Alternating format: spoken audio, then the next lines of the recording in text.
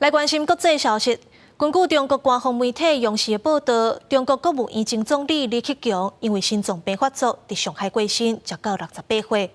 李克强伫疫情期间推动打经济、鼓励消费，不过伫北京这个政策真紧就画停啊，因为伊跟经济路线和习近平无同，有风声讲这两个人袂合。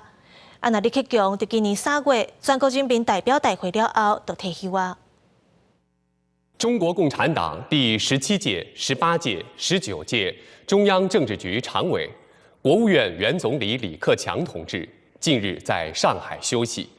2023年10月26日，因突发心脏病，经全力抢救无效，于10月27日0时10分在上海逝世。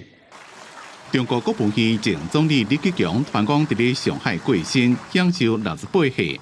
李克强伫咧今年3月退休了，真久无公开出现。上面一遍公开出现是伫8月底，伫咧敦煌莫高窟参访。央视新闻今仔日报道讲，李克强今仔日因为突然间心脏病发作过身。李克强被人看作是强青团派，伫总理的任内，甲中国国家主席习近平作风真无共调，甚至伫咧习近平的集权之下，国务院只敢人听命办事。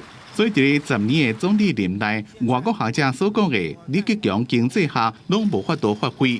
尤其伫中共20代，习近平有真侪伊的亲信起来，强青团派差不多拢被消灭。